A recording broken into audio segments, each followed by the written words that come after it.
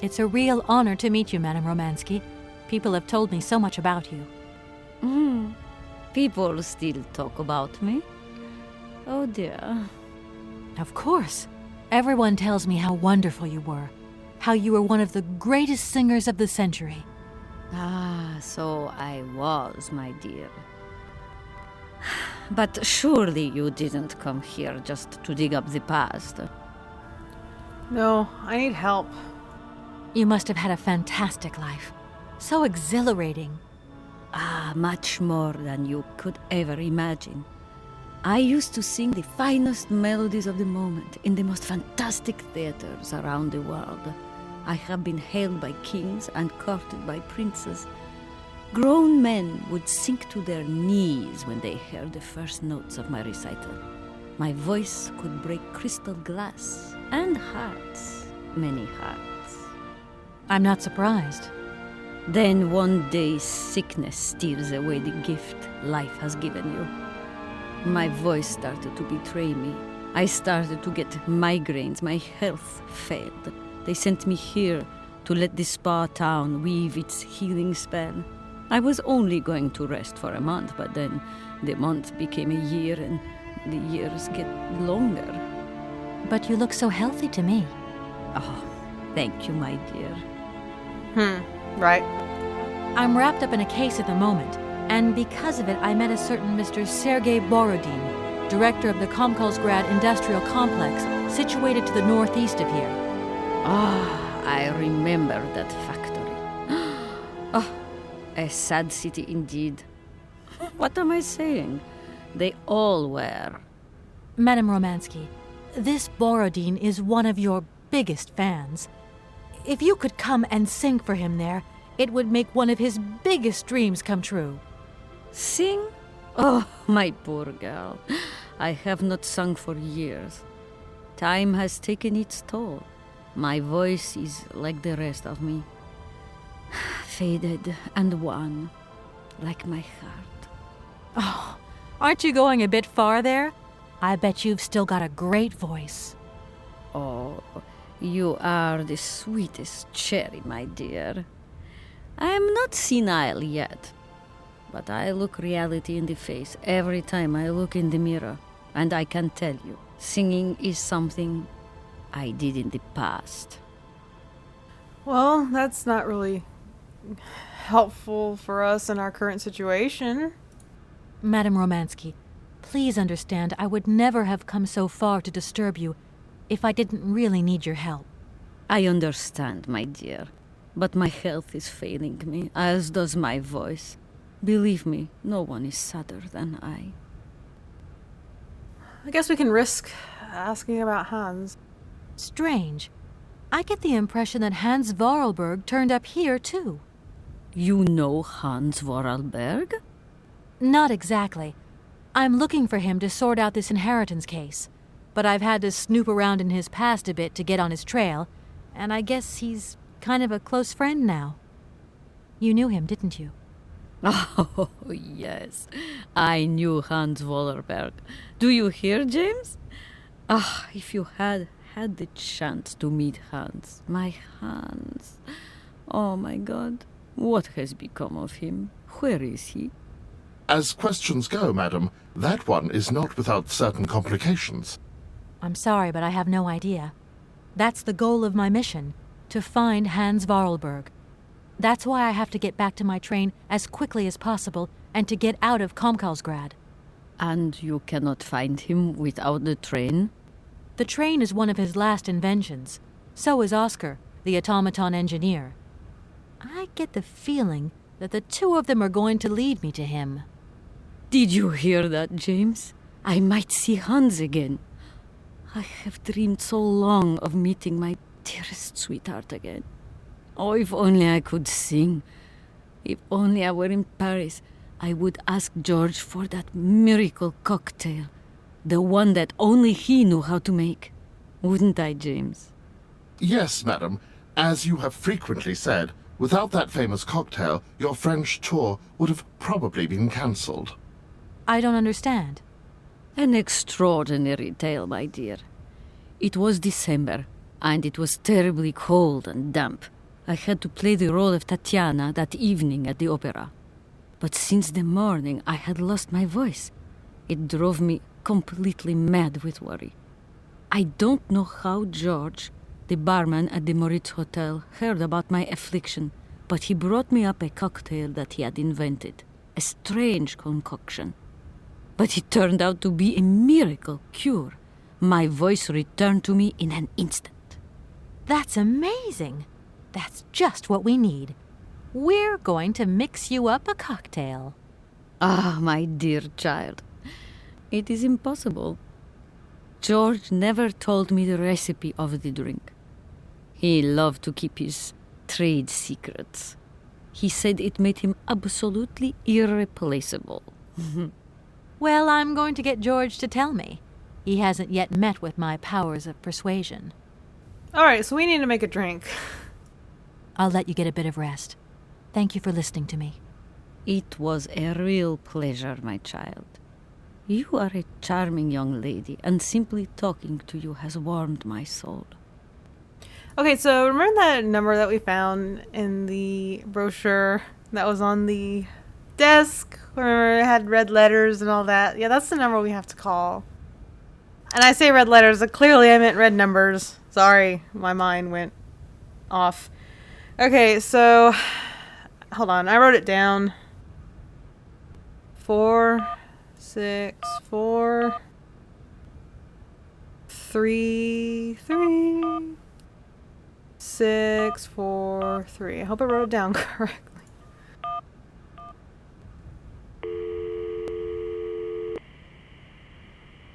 Hello, Hotel Moritz? Reception here. Can I help you? I'd like to talk to Mr. George. He's a barman at your hotel. I'll connect you with the bar. Just a moment.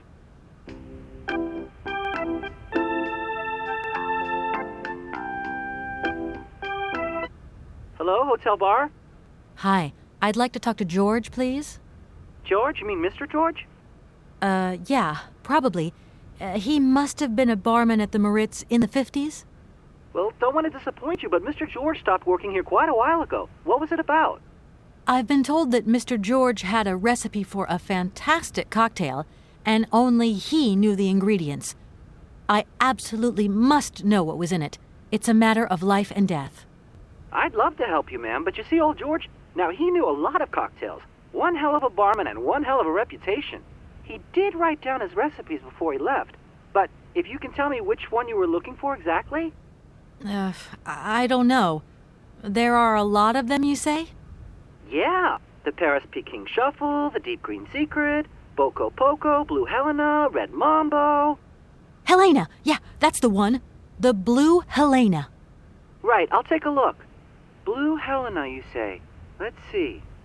1 measure of vodka, 1 measure of blue curacao, 1 measure of honey, a dash of lime and ice cubes. Shake it all together, and Bob's your uncle. Perfect. Thank you very much, sir. You have been most helpful to me. Alright, so back in the day when I first played this game, there was only one part that really messed me up. Believe it or not, it was this part. It was making her the freaking drink. And I can't even explain to y'all why I could never get it. I had to look up the answer.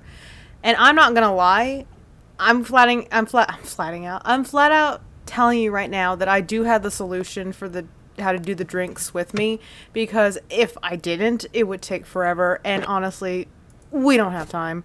So when it comes to making the drink, I will know what to do, because I have the answer. So the first thing we have to do is we have crystallized honey, but obviously we need to make it not crystallized. We need to get it back to liquid form. So to do that, we're going to go back over here and look at 2 naked dudes in the...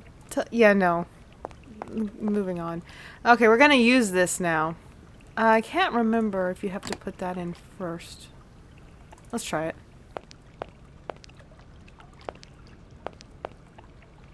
Yeah, I think I had to turn the wheel. Sorry, Kate. That was a wasted effort. Doesn't look like that works. No, that was my bad. We're gonna have to turn the wheel first.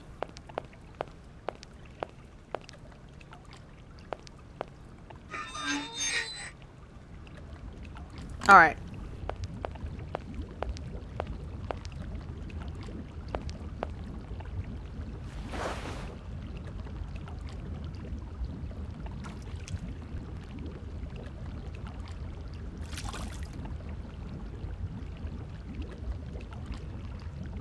Okay, it's time to go make this terrible, terrible drink. Well, terrible for us to make, but really good for Helena.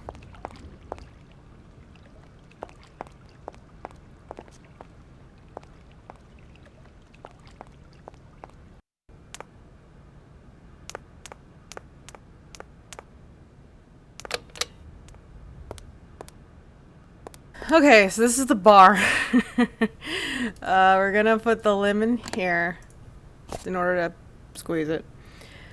And I need the liquid honey to go right here. Okay, let's see. Yeah, so the music notes correspond to their drinks or whatever. So a treble clef and the bass clef, and this is what they do. It seems a little convoluted. Like, I don't know, as far as puzzles go in the game, I thought this one was just kind of eh. It isn't even a puzzle, it's just more like putting everything together. I wonder how that Well, works. clearly you gotta put a bottle there. So, there's your vodka. Man, and that was all the way back with the pilot, so yeah. Okay. So, this turns it on. So, everything's on. Okay, guys, so now begins the part where I'm gonna have to check my notes. Okay. So, we need to press... I'll just go ahead and walk y'all through what I'm doing. It says to press the second from the left piano key to get a measure of vodka. But we need to make sure that the switch is on the bass clef sign. So, that's weird. So I guess keep it where it is. That's for the... See, I thought the switch would like go to the left more, but I guess it just kind of stay. Okay, well anyway, this is the bass clef sign. Okay, so we're already on there. Okay, so we need to press this. Second to the left. And you'll hear the vodka. Now I gotta flip the switch to the right and press the third from the left. 1, 2, 3. To get a measure of blue curacao. I have no frigging idea what that even is. Now I gotta press the honeycomb, because we gotta get some honey. Then we need the lemon.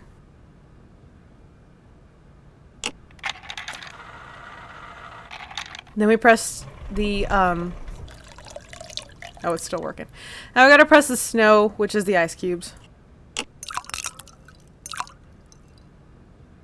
And then we press the barman icon to shake it up. And if it's right, she'll be happy. If it's wrong, she'll get upset and we'll have to do it again. But that's what the that's what my solution says, so this should be it.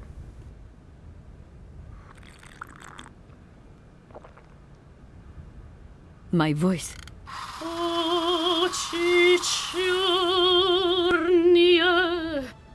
My God, that is atrocious. Horrific. It was too good to be true. George's Blue Helena is powerless. Ineffective on the voice of an old woman. But your voice is perfect. Don't be so down on yourself. You just need to warm up a bit, that's all. After all these years, it's to be expected.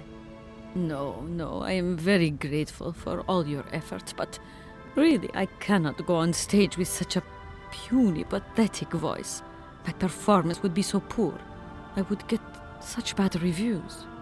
You've just got to get your confidence back. Hasn't she, James? I must concur, madam. It sounds to me like your voice is fully restored. James, be quiet. You are a sniveling little creep. Damn, harsh, lady. Oh, let's talk again. The blue Helena really does have a magical effect. Your voice is sensational. I am not convinced. If my voice has really returned, it is not ready. It is still not powerful enough. I tell you, you're wrong. The Comcalls grad director is going to be amazed. My dear, how little you know. I remember a time, madam, when you would test your vocal prowess by breaking crystal tableware and decorations. Ah, those were the days. Shards of crystal. I could never do that now. She's so negative. But we do have this crystal dish, so let's just test this out. Her voice is fine. She just needs to get her confidence back.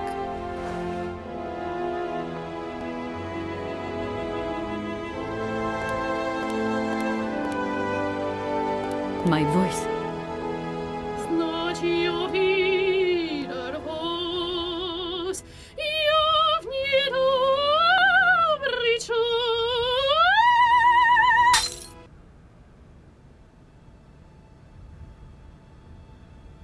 My God, what have I done? My voice has returned.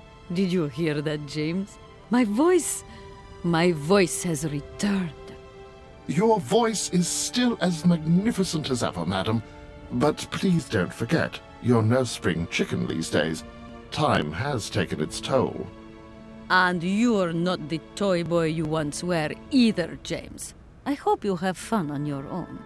Madam, leaving you is quite out of the question. Don't be stupid, James. What would you do there? Your place is here. You must prepare my return. Madam, I won't insist. Adventure is not an integral part of my action functionalities. Maybe you're right, madam. As ever. Do I understand correctly that you're going to go with me to Comcalls grad? You do, my dear. We're going on tour, my dear. Anchors away. I'll go back to the airship to prepare my departure. You can join me there when you're ready. James, take me to my room. I must prepare. Quick, quick! What are you waiting for? My fans are waiting for me. Are you sure you're sure about this, madam? Shut up, James, and put your foot on it.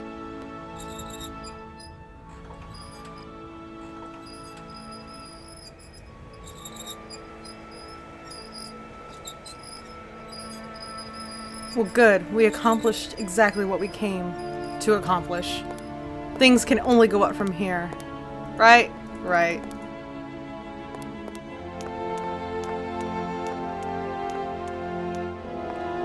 So let's go get the airship ready, because we are out of here!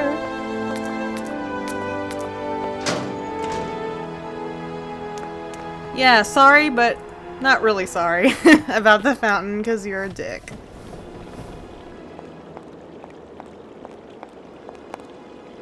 Yep, nothing can spoil this now. Everything's gonna go so well. No more problems. No more drama. Hopefully no more turmoil. Really just smooth sailing. Maybe not. Hello? Hi, it's me, Olivia. Hey, sweetie, what's new? How was it at the Goldbergs then? Like, alcoholic. Is that all? What's up? Cat got your tongue? Well, tell me what you're up to. How's the case going? How's that Romanski chick? You don't think it's dragging out too long? I haven't had the time to get bored, I can tell you that, but... Hey, Olivia, what's the matter? You didn't even answer my question. That's so unlike you. Did I tell you I bought this really cool blue silk top? Olivia, what are you hiding? Come on out with it. You've got me worried. Oh, Kate, I'm sorry. I've done something horrible. I can't sleep anymore. I can't eat. I keep wanting to hurl. Olivia, tell me what's going on. Dan! What about Dan? Has something happened to him? You're gonna hate me for the rest of your life, and you'd be right. In your situation, What? After the Goldberg, Dan took me home. We were a bit, we shouldn't have drunk so much. He came up to mine to have a nightcap, and then... Oh, Kate, you're gonna hate me. Please hate me. I got it. It's all my fault. I could never tell you that I've had the hots for Dan for ages, because you're my friend and you were engaged and all, but then we got so close lately, and I just lost sight of what's right and what's wrong. Kate, the guilt is killing me. I want to die. Look, don't bust a gut over it. You and Dan, it's like not real right now. I gotta go, Olivia. I need to process this new bit of data. Are you like some automaton or something? Kate, please. I'm hanging up now. I want to be on my own. Well, told you things get bad, but yeah, that's the way it is.